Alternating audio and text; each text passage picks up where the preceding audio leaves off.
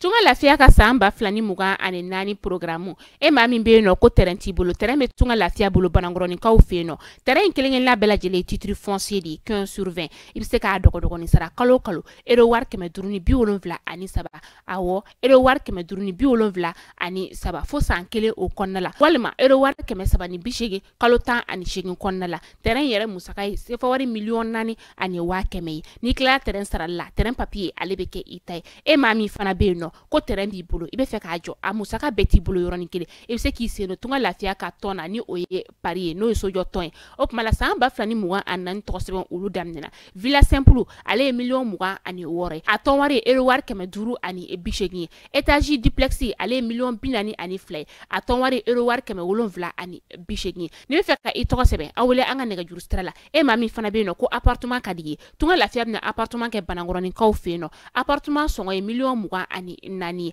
ibisa ale fana dogo ni sara ero war keme wolonvla ani mugan fo san nani o konnala awo san nani tunga lafiya nana tunga range ulu lafiya likama op mala anga nega juru sira ayo bamba 00223 72 18 42 47 walma 00336 41 94 03 80 tunga lafiya ka lanyini e femi malende munu sigleme jamana ko ka o beka se ka so kelengelen soro ba maliba ali konnala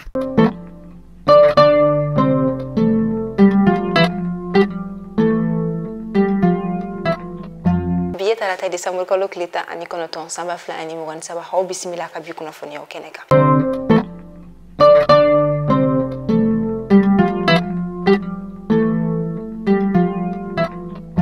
kuna foni damnela anga jamna ministre mi shinyendo anga kenya ko mani o colonel Assa Badialoi ni wati na ale koni sera Genève wala sa kasega isin koni do femi kado ka fo forum mondial sur les réfugiés o takuflalan koni barawla min koni tara cabinet Desambre kalo klita ani saba kata bla Desambre kalo klita ani durula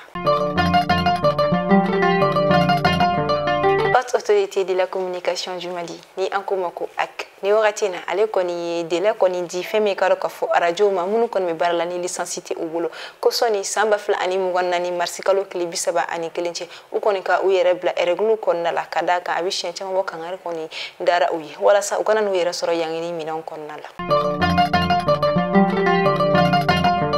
Desambre kalo klita ani saba samba kile keme kononton bi kononton ani sheki femi karo ka fo Norbert Zongo ni ale koni kunye journaliste d'investigation kuna fo ndila Burkina be kundo ni ale koni fagara ani abara nyoko mogo saba munu satoko koni mado samwa ani duru kofe ali bi femi karo ka fo nun koni ngani fagalin koni amasega sega nyema soro ala kuma te ka foko awale koni kepako kaseka nyanki o koni kelime to masere femi karo ka fo presi tigla ma koni feni o kuna fo ndila wi farafina gunka wala sa ka sega kele kon kena ko maluti wala sa wo seku ga liberté d'expression sur chogumna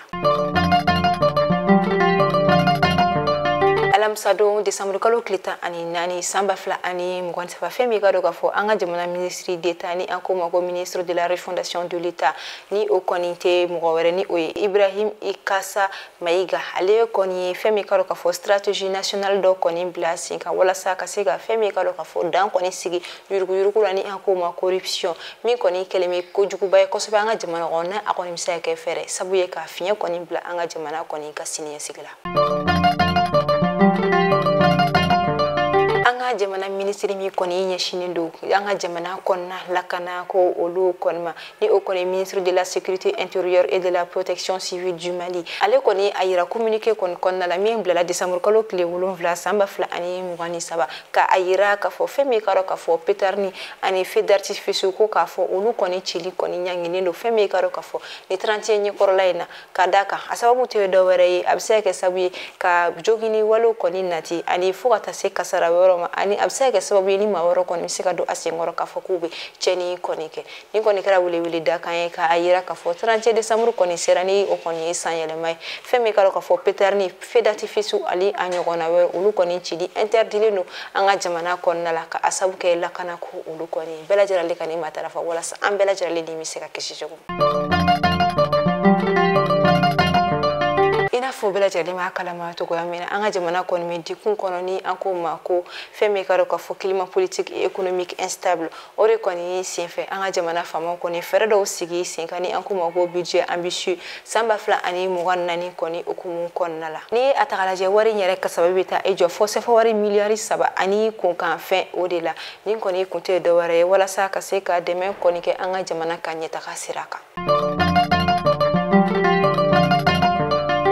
atagalaje tungala taga okoni fe mi ko mi ke farafina dugu chamana kerengerene la anga jamana ko nala shifina ka chamane ko nimbe ini nda ko goji kan kata jamana ko kanu bitatu babu jamana ni faraja jamana wera ulu konna kasega wari ko nini achama me soroge do bito jila abegele ya do fenema ore kama fe mi karo ka fu l'ouverture de l'édition 2023 ni o immigrancy okoni obara koni ndele la décembre kalo klita an duru juma do fo kata bla décembre kalo klita an shekina akoni yere nyama ya la femi karo ka fo centre Amadou en pati ba yere di konnala femi karo ka fo nyina ta babu sien kuté do wéré demain le Sahel il est sahélien sahélienne pourquoi partit-il au tel ni oté do wéré femi karo ka fo sini sahélien walma adimu muna ubita ko ulabe kabla shini donata ulunye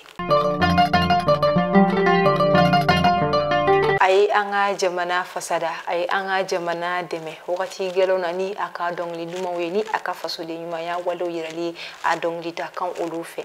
abe wakati bo akunyi sembo ikono korokata Côte jamana konna concert do koni okumu konna la mi koni kumina ke novembre kalo temenina ode sembo novembre kalo klita ani kele ale yere koni minya la femi karo ka fo boake fintigila ka olu koni fe ale ni aka ekibu mo ko wolonfla ni wakati na kulafoni o koni ayira ka fo anga jamana dongli dalaba Yusuf Tapo ko ale koni blala femi karo ka fo Burkina fintigila ka fe ama fo adansi akasegi kana akasu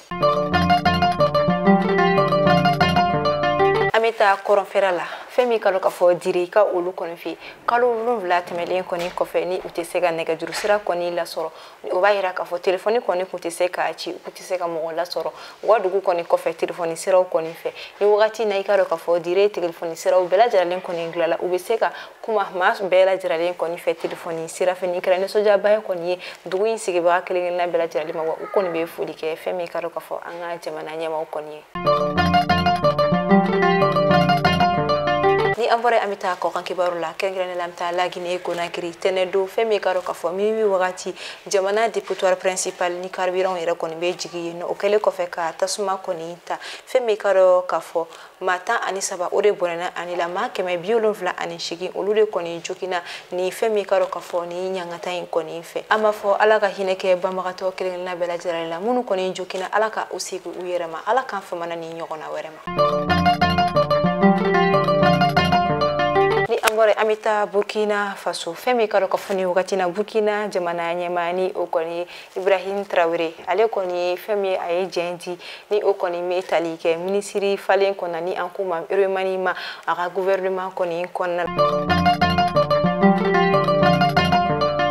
aywa ni wakati na nimi dansiki au ka kuna foni ola ama fo aunichi au kala miliko nyumana au kamesheni alama bashike ni ola aunichi au kala miliko nyumana